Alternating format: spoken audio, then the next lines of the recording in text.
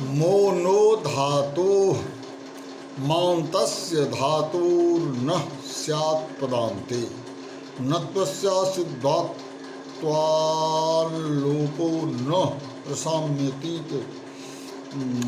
प्रशामो प्रशामः प्रशाम्यभ्याम इत्यादि।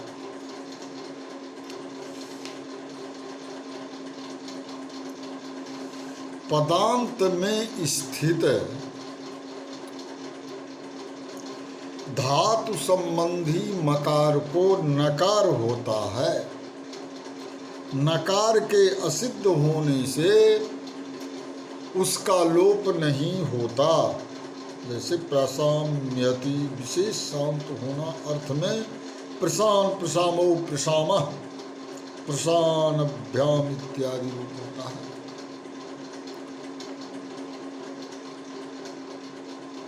अब है यहाँ पर स्थानीय है मह, आदेश है न। मह खष्ठी विभक्ति है। खष्ठी का स्थान अर्थ है, न प्रथमा विभक्ति है, अतः न आदेश होगा।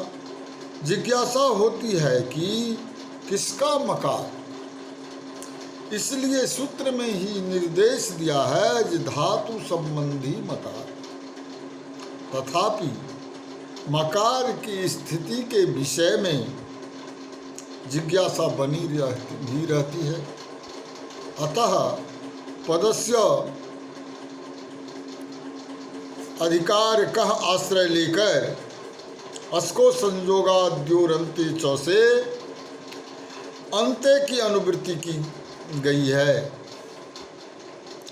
तब सूत्र से यह अभिव्यजित होता है कि पद के अंत में विद्यमान धातु संबंधी मो को नो आदेश होता है।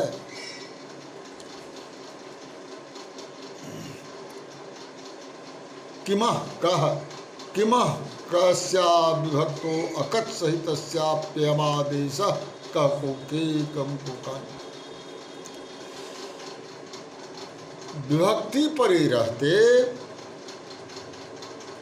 किम के स्थान पर क आदेश होता है। अकच प्रत्यय होने पर भी यह आदेश होता है। का को के कम को का इत्यादि सर्व शब्द के समान होता है। यहाँ पर किम स्थानीय है तथा आदेश है क। निमित्त है विभक्ति परे रहते। उसके लिए अष्टन अविभक्तों सूत्र से विभक्तों की अनुवृत्ति की गई है।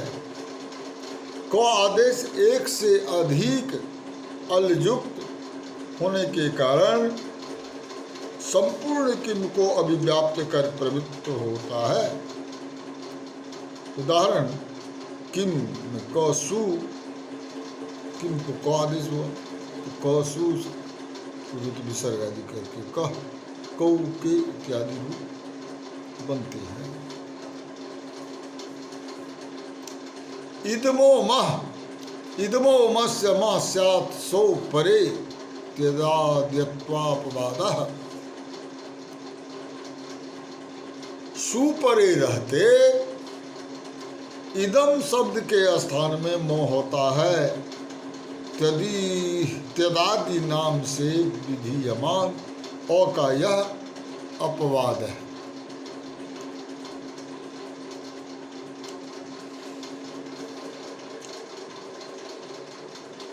तदोह सौ सावंत्योह सूत्र से सौ की अनुवृत्ति करने पर यह स्पष्ट होता है कि सुविभक्ति पर में रहते हुए इदम के मकार के स्थान पर मो आदेश हो।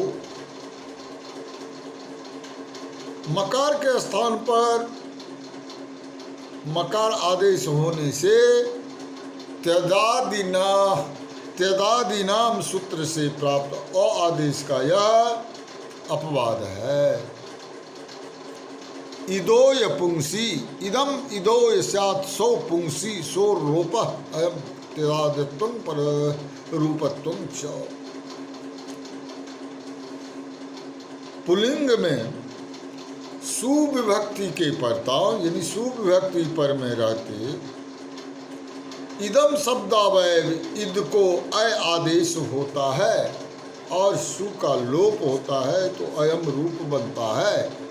त्यदादि निमित्तक अकार तथा पर रूप मिलता है।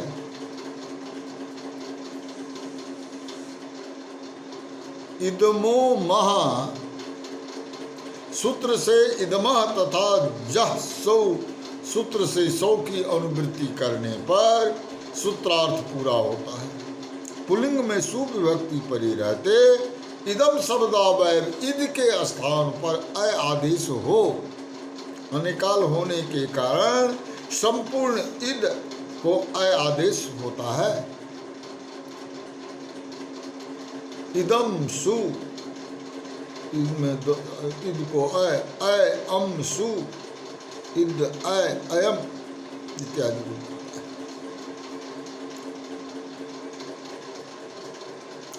दश्च इदमो दस्य मह स्याद विभक्तो इमो इमे त्यदादे संबोधन नास्ति इत्युत्सर्गा। विभक्ति के परता यानी विभक्ति पर रहते इदम शब्द के दकार को मकार होता है तो इमो इमे इत्यादि रूप बनता है। त्यदादि सर्वनाम शब्दों का संबोधन में प्रयोग नहीं होता। यहाँ पर संपूर्ण सूत्र इदमो मह तथा अष्टन अविभक्तों से विभक्त तो पद की अनुवृत्ति करने पर सूत्र का अर्थ यह है कि विभक्ति पर में रहते हुए इदम शब्दावय दकार के स्थान पर द स्थान पर मो आदेश होता है। अनाप्यकः अककारस्येदम इदोद इदोन स्यादपि विभक्तो आप्रतिष्ठा इत्यारभ्य सुपः पकारेण प्रत्याहारः अनेन। आप परे रहते ककार रहित इदम शब्दावय इद के स्थान में अन आदेश होता है। आप प्रत्याहार टा से आरंभ होकर सुप के पकार तक है।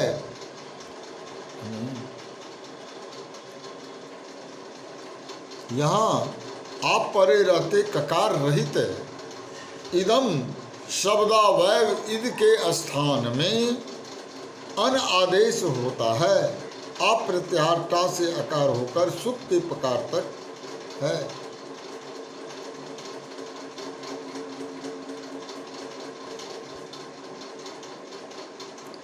यहाँ पर इदमो मह सूत्र से इदमह इदोय पुंसी से इदह तथा अष्टन अविभक्तों से विभक्तो पद की अनुवृत्ति की गई है। आप प्रत्याहार है। सूप विभक्तियों के अंतर्गत तृतीया के एक वचन टा में टकार की संज्ञा करके आ से प्रारंभ हो सप्तमी के बहुवचन सुप तक विभक्तियों का समावेश किया गया है या होता है। तदनुसार सूत्र का समष्टिगत अर्थ होता है कि तृतीया से आरंभ कर सप्तमी विभक्ति पर्यंत सुप्रत्ययों के परवर्ती रहने की स्थिति में ककार रहित अकः न विद्यते क जस्य तस्य ककार रहित इदम शब्दावय इद भाग के स्थान पर अन आदेश होता है। उदाहरण इदम टा में निद को अन तो अन्न और टा इद अन अन इन टा इन अनिन रूप बनता है और ई को गुण हो। हली लोपः अककारस्येदम इदो लोपः स्यादपि हलादो नानर्थके लोन्त्य विहीर्णाभ्यास विकारे। हलादि आप विभक्ति परे रहते ककार रहित इदम शब्द के इद का लोप होता है। अभ्यास के विकार को छोड़कर अनर्थक में अलोंत विधि नहीं होती।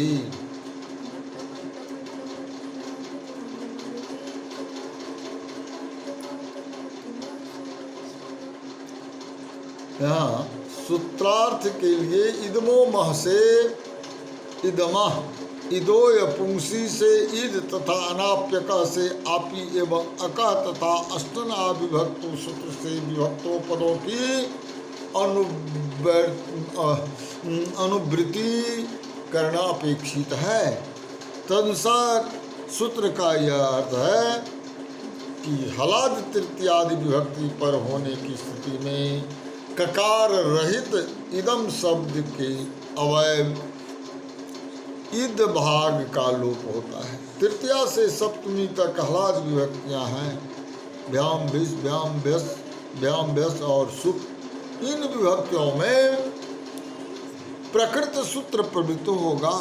यह सूत्र अनाप्यकः का अपवाद है। तृतीया से सप्तमी पर्यंत अजादि विभक्तियों में ही उसकी प्रवृत्ति होगी। आद्यंत बदेकस्मिन्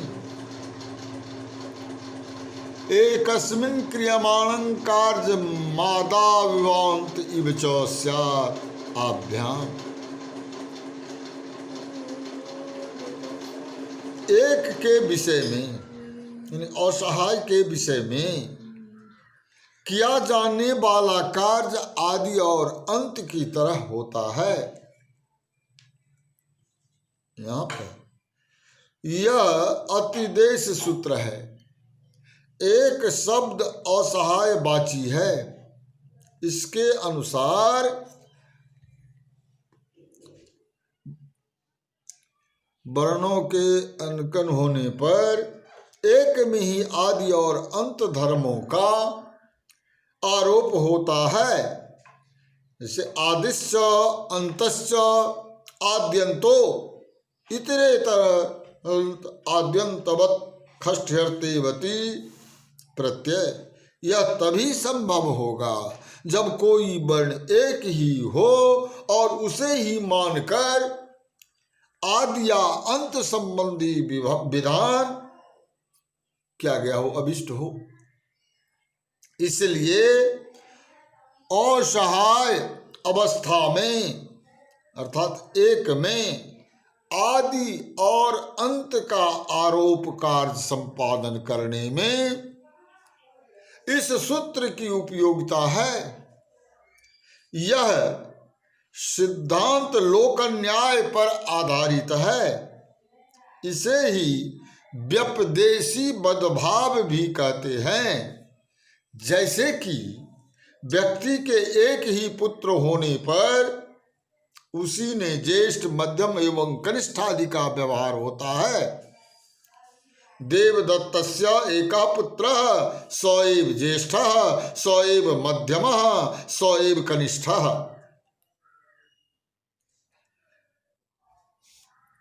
प्रकृत उदाहरण अभ्याम में केवल अकार के होने से